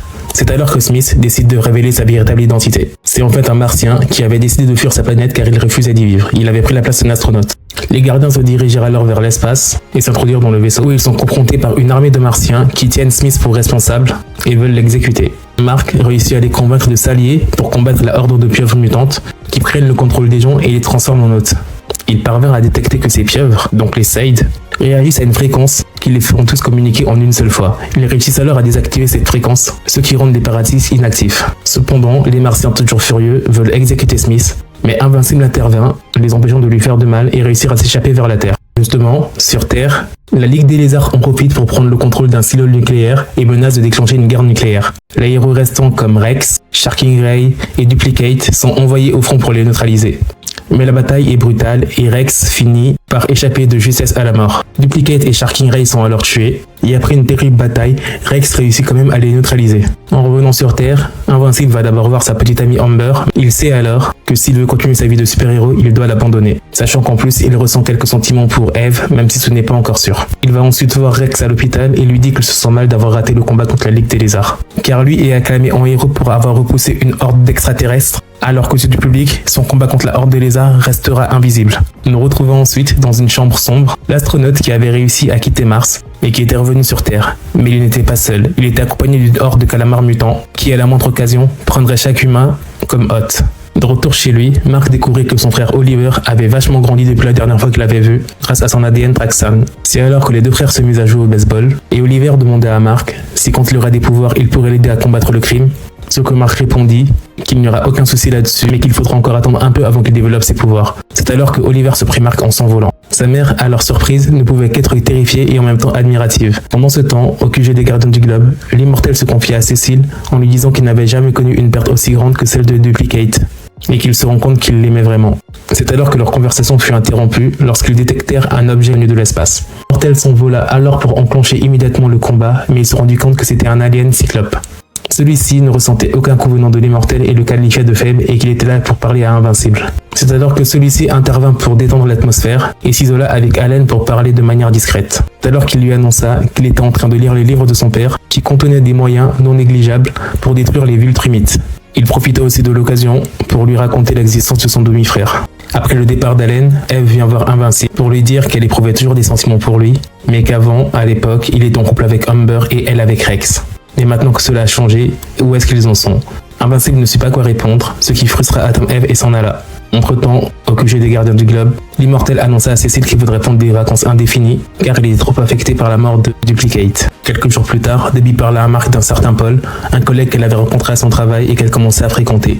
Mais avant qu'elle ne puisse aller plus loin dans la conversation, une Viltrumite nommée Anna fit son apparition, et elle était envoyée pour tester la nouvelle force d'Invincible. Elle était aussi là pour essayer de l'enrôler en lui faisant voir les bons côtés des Viltrumites, en lui expliquant que les Viltrumites n'étaient pas seulement une race belliqueuse, cherchaient réellement à aider les planètes à se développer, quitte à imposer leur vision de la chose, mais qu'ils faisaient ceci pour leur bien. Elle affirma que l'Empire Viltrumite aidait les autres civilisations en leur offrant des technologies, des échanges de savoir et des ressources illimitées pendant des siècles et prenait la postérité des mondes, et que le seul prix à payer était la servitude, et que ça valait largement le coup. Encore une fois, pour prouver sa bonne foi, elle aida Mark, mais Mark resta sceptique. Finalement, Anna perdit patience et lui informa qu'un remplaçant pour reprendre les contrôles de cette planète qui avait été désertée par Omni-Man. Elle dit aussi à Mark que tant qu'il n'est pas encore arrivé, Mark a encore le temps de changer d'avis pour travailler pour les Viltrumites. mais que si la Terre n'était pas prête à être conquise à son arrivée, il sera exécuté et la planète sera entièrement rasée. Pendant ce temps, dans l'espace, en route vers la collision des planètes, Alan se fit à nouveau attaquer, mais ce coup-ci, il était beaucoup plus fort et beaucoup plus aguerri. Il n'eut pas de mal à les défaire, mais comprit qu'il était plus intelligent de se laisser capturer. Il espérait être emmené dans la prison spatiale Viltrumite, où il pourrait peut-être trouver d'autres alliés, qu'elle ne fit pas sa surprise quand il vit Omni-Man. Il reprit alors espoir, car c'était l'un des rares Viltrumites à s'être rebellé contre le système. De retour sur Terre, Portel se retira dans une cabane dans les montagnes pour enterrer sa déprime, mais Ken ne vit pas sa surprise quand il vit une copie de Duplicate. Quelques jours plus tard, dans le centre-ville, deux voyageurs du futur, Fightmeister et Dropkick, tentèrent de voler la déclaration d'indépendance des USA quand Invincible et Rex s'interposèrent. Ils n'eurent pas trop de mal à neutraliser ces deux voleurs, mais ils furent interrompus par l'arrivée d'un homme mystère qui ressemblait fortement à Duplicate. Je l'ai pas tué! Putain, j'ai pas tué Kate! J'ai essayé de la sauver! Mordeur! Laisse-le tranquille! Pas avant qu'il soit mort! Dernier avertissement, je veux pas vous tuer! Je peux pas tous vous tuer, même si t'es l'homme le plus fort du monde. Et tu sais pourquoi? Parce que t'es tout seul! Et merde!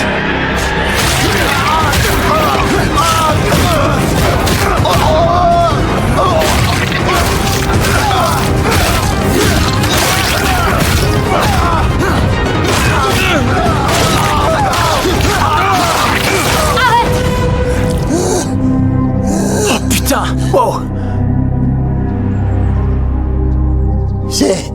C'est Kate? Eh les gars, on est d'accord, vous la voyez aussi. C'est pas que dans ma tête.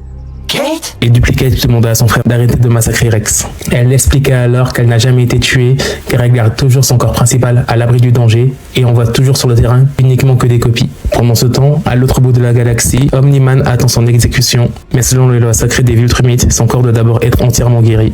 Il voit alors Alan arriver, ce qui raviva des souvenirs de leurs nombreuses rencontres sur l'orbite terrestre. Entre-temps, sur Terre, Invincible est en train d'affronter deux criminels qui sont en train de braquer une banque, mais rapidement, Oliver, l'observant de loin, aida son frère. Il était enthousiaste de pouvoir être son partenaire. Revenons un peu sur les événements avec Multicate. Effectivement, dans la version anglaise, il se nomme Multipole, et en version française traduction, il se nomme Multicate, mais en vrai, on peut l'appeler Multipole, pour ceux qui ont vu la version animée, qui vient de sortir récemment. Enfin bref, quelques temps plus tard, une attaque massive contre tous les groupes de super-héros du pays a été mise en place. Les Dragon Crew, les Dynamo 5, les Gardiens du Globe à Washington et plein d'autres groupes de héros ont été attaqués. Personne ne savait comment était organisée l'attaque et comment il fallait frapper. Invincible, qui était en Afrique avec Atom Eve, tentant de recoller les morceaux après qu'il les laissés en plan, comprit très vite qu'elle n'était pas du tout d'humeur à parler et qu'elle préférait mieux s'occuper de la misère du monde. Mais Cécile interromput cette bulle de flirt. Ils foncèrent alors tous deux en Amérique pour tenter de les sauver. Entre-temps, Cécile apprit que Doc Sismic s'était échappé de prison et avait planifié une attaque à grande échelle contre les héros du pays. Invincible et Atom Eve plongèrent alors au centre de la Terre pour tenter de les sauver. Ils se retrouvèrent face à des monstres gigantesques, beaucoup plus forts que tout ce qu'ils n'avaient jamais pu affronter. Doc Sismic leur dit que ces monstres avaient été créés au cœur même de la planète et qu'ils étaient quasiment invincibles. À bout de force, Atom Eve et Invincible finirent par être capturés. C'est alors que le nouveau Darkwing et une armée de robots mutants firent leur apparition. Celui-ci entraîna Doc Sismic dans les ténèbres et réussirent à libérer la plupart des héros. Tous s'unirent alors pour combattre ces différents monstres et réussir. C'est alors qu'une fois le combat terminé, Invincible décrocha un gros coup de poing à la face de Darkwing, l'accusant d'être un meurtrier. Il ne comprenait pas comment Darkwing avait pu s'échapper de prison et qu'est-ce que tous ces robots faisaient là alors que Sinclair était censé être emprisonné. Énervé, il se dirigeait alors vers le Pentagone pour confronter le directeur de la DEA, Cécile. Il ne comprenait pas comment ces deux grands criminels réussissent à s'évader et Cécile lui expliqua alors que c'était des ressources non négligeables et qu'il n'en pouvait pas les laisser comme ça. Il expliqua aussi qu'il avait passé un deal avec Sinclair pour qu'il puisse leur créer une armée de zombies robotiques étant capable d'intervenir à n'importe quelle demande en cas de défaillance des héros. Cécile dit alors à Mark qu'on ne peut pas faire d'omelette sans casser des œufs et qu'il serait prêt à utiliser tous les moyens nécessaires pour défendre la planète en cas d'autres menaces comme Omni-Man. Mark, dans un état de colère, suivit Cécile dans tout le centre qui l'amena dans une salle blanche. Cécile dit alors à Mark de se calmer, sinon le pire pourrait lui arriver. Mark demanda qu'est-ce qui pourrait lui arriver car il est devenu invincible et l'homme le plus fort de la planète. Cécile lâcha alors une armée de robots zombies sur lui et Mark se défait de toutes ses forces. Cécile lui dit alors qu'il craignait que ce jour arrive et enclencha un bouton qui donna des douleurs atroces à Mark dans le crâne. Et il tenta de s'enfuir, mais Cécile le poursuivait en se téléportant H24 derrière lui. Mark, pris de douleur, finit par s'écraser au QG des Gardiens du Globe. Cécile leur cria de ne pas intervenir, que ça devait se régler entre Mark et lui. Les héros refusèrent d'écouter et virent en un la Invincible. Ne Rudy, j'ai une saloperie implantée dans le crâne. Faut que tu me la vires avant que Cécile arrive. Hein, Cécile? Je comprends pas. Qu'est-ce qui... N'intervenez pas. Cette histoire ne vous regarde pas. Il essaie de me tuer. Hein? Quoi?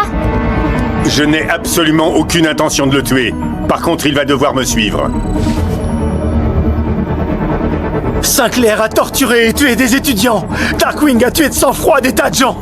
Cécile travaille avec des assassins et vous le savez tous. On ne va pas discuter de tout ça ici, Marc. Moi, ça m'intéresse d'entendre ce qu'Invincible a à nous dire. Ce n'est pas une démocratie ici, Pare-Balles. Tu vas me suivre à la DG et tout de suite. Robot réussit enfin à pirater l'implant que Marc avait dans la tête. Fréquence bloquée.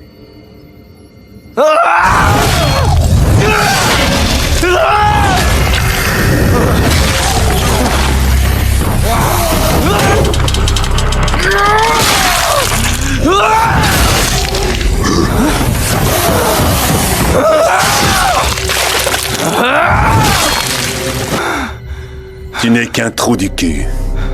Prétentieux et arrogant. Regarde-moi tout ce bordel. Et je te préviens, ne t'avise plus jamais de me menacer. Ça vaut aussi pour vous tous.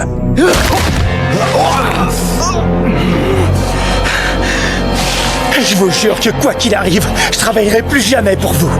C'est fini, Cécile.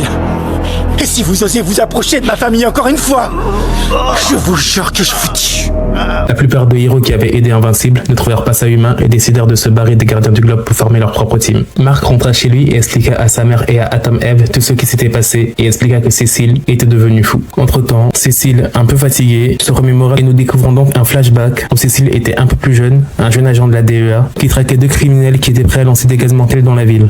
Cécile s'interposa et fut contaminée par le gaz mais parvint à le contenir. Tout son corps fut désintégré et reconstruit. Il ne lui restait plus que cette cicatrice sur la joue, lui rappelant de son échec passé. Des années de service plus tard, lors d'une attaque du Pentagone, les deux mêmes criminels firent leur apparition et défendit Cécile et son ancien patron, mais Cécile, sous le choc, leur mit 2 balles dans la tête. Après quelques années de prison, l'ancien patron de Cécile, prêt à démissionner, lui dit qu'il pourrait reprendre alors qu'il était prêt à utiliser tous les moyens pour pouvoir protéger la planète. C'est la même logique qu'il utilisait pour Omni-Man quand il est venu sur Terre. C'est à cette même période qu'Omni-Man arriva sur Terre, mais Cécile n'étant pas dupe, lui à travers son jeu et savait que cet alien n'était pas là par hasard. Mais il appliqua la même logique, se servir de tous les moyens pour défendre la Terre, considérant qu'Omni-Man était suffisamment puissant pour être une ressource non négligeable.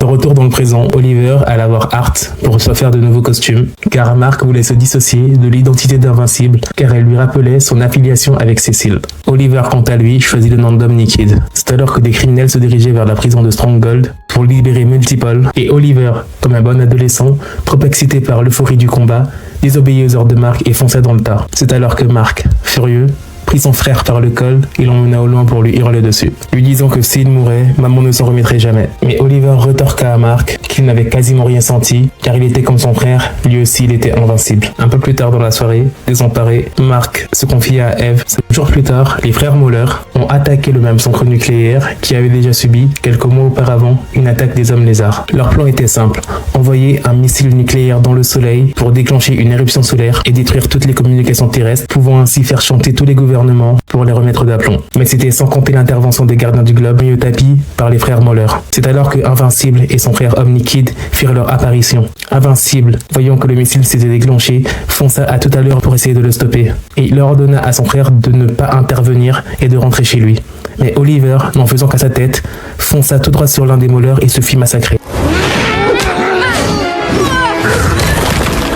On t'avait averti, sale petit con!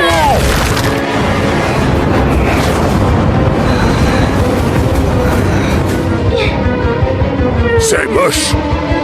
Tu vas devoir passer sur le billard. Et même avec ça, je suis pas sûr qu'on sauvera ta tronche. Pris de rage, il ne retint pas ses coups. Il chargea de toutes ses forces l'un des frères Moller, le transperçant et le tuant. Voilà ce qui arrive quand on choisit d'être un méchant. Je me rends.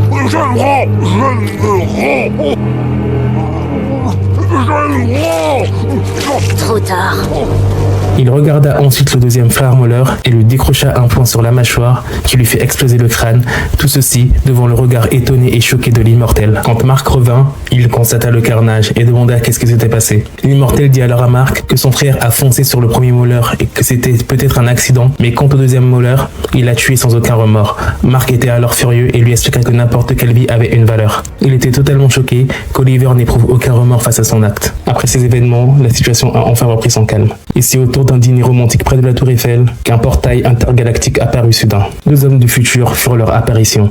C'étaient les braqueurs qui ont voulu la déclaration de l'indépendance des USA. Mark les a tout de suite reconnus. Mais ce qu'ils ignoraient, c'est qu'ils venaient du futur. Mais cette fois-ci, ils n'étaient pas là pour commettre des méfaits, ils venaient demander de l'aide à Invincible, car ils savaient qu'il était là, à cette époque, à ce moment précis. Ils amenaient donc Mark dans le futur, car personne n'arrivait à abattre le roi, car il était totalement invincible.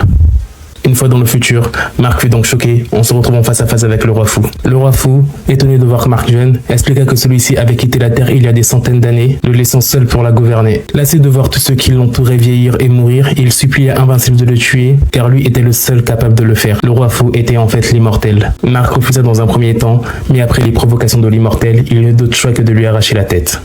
Les deux hommes du futur, enfin débarrassés de leur roi fou, le ramenèrent quelques secondes après son départ pour lui permettre de continuer son rendez-vous galant avec Atom Eve. Pendant ce temps, à des millions de kilomètres dans l'espace, Allen, qui avait résisté à toutes les tentatives des Viltrumites pour pouvoir le tuer, car il était devenu bien trop puissant, proposa un plan d'évasion à Nolan, qui avait fini par devenir son ami. Ils se mirent alors à élaborer un plan d'évasion, et quand ils passèrent à l'action, ils libérèrent plusieurs détenus pour créer une diversion dans Battle Beast.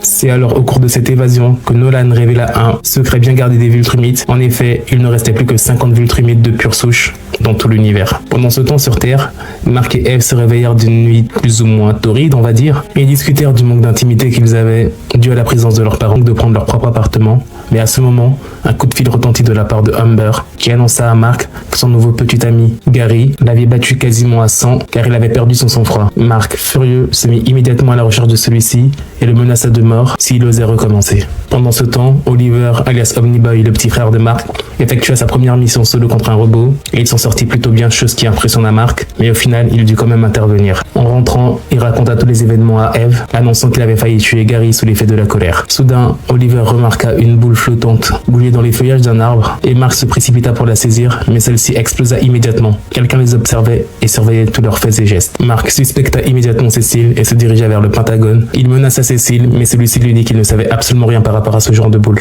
Suite à cette rencontre, Cécile lui demanda un petit service, aller capturer Wolfman, qui était accusé d'avoir assassiné sa femme de sang-froid. Mark accepta immédiatement et retrouva Wolfman en plein combat contre un cyclope géant. Wolfman clama son innocence et accusa Zacharia, l'un de ses mentors. Mark, une fois convaincu, amène Wolfman voir Cécile, mais celui-ci veut le capturer. Mark, alors exaspéré, aide Wolfman à s'échapper. Sur le chemin du retour, ils sont interceptés par les gardiens du globe. Mark tente de les raisonner, leur rappelant que Cécile n'est pas étranger aux élances douteuses, mais les gardiens du globe restent loyaux envers les gouvernements et l'attaquent sans hésitation. Invincible les assomma tous avec une aisance déconcertante. Il clama alors son innocence auprès de sa fille, et un des amis de la famille confirme qu'en réalité c'est vraiment un homme bon. Avant de partir, il demanda à Mark une dernière faveur, aller dans la forêt où ils se sont rencontrés, car un secret l'y attend. Là, une silhouette mystérieuse l'observait dans l'ombre. Il s'agissait de Battle Beast, qui semblait aider Wolfman en secret. De son côté, Atom F préparait une surprise pour Mark, lui permettant de travailler pour des prisons, des centrales électriques et d'autres cibles ciblées. Pendant ce temps, dans l'appartement de Ross Livingston, l'astronaute revenu de Mars, une menace grandissait. En même temps, dans une dimension inconnue, de nombreux variants d'Invincible sont rassemblés sous la bannière d'un seul homme, Angstrom Levy. Celui-ci préparait sa revanche contre Invincible. Comme si ce n'était pas suffisant, un super vilain nommé Powerplex semait la panique dans toute la ville pour attirer l'attention d'Invincible. Son but, se venger de lui. Lorsque Omni-Man et lui se sont affrontés, la bataille a détruit des villes entières, causant la mort de milliers de personnes, dont sa sœur. Il avait donc pour but de se venger d'Invincible. Il utilisa donc sa femme et sa fille enfermées dans un entrepôt. Vu qu'il avait des pouvoirs électriques et il ne les maîtrisait pas correctement, lorsque Mark intervint pour les sauver, il balança une décharge de toute sa puissance. Mais celui-ci, par inadvertance, tua sa femme et sa fille. Fou de rage, il accusa Mark pour ce crime, et il jura de se venger en tuant tous ses proches. Mais bon, vous vous rappelez que Mark s'était acharné sur Angstrom Levy? En réalité, il n'était pas mort. Il avait survécu et avait réussi à se téléporter dans une autre dimension. Là-bas, une étrange race d'aliens a pris soin de lui et a reconstruit tout son corps grâce à une technologie médicale avancée. Levy a voyagé à travers le multivers pour rassembler une armée de Mark maléfiques. De retour sur la Terre principale avec son armée, toutes les grandes villes du monde ont été assiégées, entraînant des destructions massives et un chaos total. Angstrom Levy n'avait qu'un seul but, rendre Invincible détesté du yeux de la planète. Mais lorsque le Pentagone a été attaqué, Cécile a mobilisé tous les héros du globe pour défendre le pays et repousser les variants. Le combat était terrible avec de lourdes pertes de chaque côté. Rex a été tué et même Atom Eve a failli y passer. Invincible alors, n'ayant pas le choix, amena rapidement sa bien-aimée dans un hôpital et refusant de retourner au combat tant qu'elle n'était pas guérie, il a voulu rester à son chevet. Les variants étaient totalement puissants, normal, c'était des invincibles. Et il leur a fallu que 3 jours pour prendre le contrôle intégral de la planète. C'était la tyrannie sur Terre, plus personne n'avait confiance en Invincible et les rues étaient totalement désertes. C'était le chaos. Alors, les variants ont eu une bonne idée, s'en prendre à Angstrom Levy pour ne plus être sur leur contrôle. Il n'a eu d'autre choix que de les renvoyer dans une dimension sans aucun moyen de retour. Mark a alors retrouvé Levy et en tentant de s'échapper, celui-ci perdit un bras dans le processus. Mark est ensuite allé voir Eve à l'hôpital, mais elle était totalement inconsciente et encore dans le coma. Il décida donc pour s'occuper d'aller aider les autres héros à se rétablir et à aider tous les civils qui étaient blessés. Mais à peine a-t-il eu le temps de souffler qu'un agent Filtrumite fit apparaissant sur la Terre. Il se présenta sous le nom de Conquest et il annonça qu'il était venu remplacer Mark pour prendre le contrôle de la planète.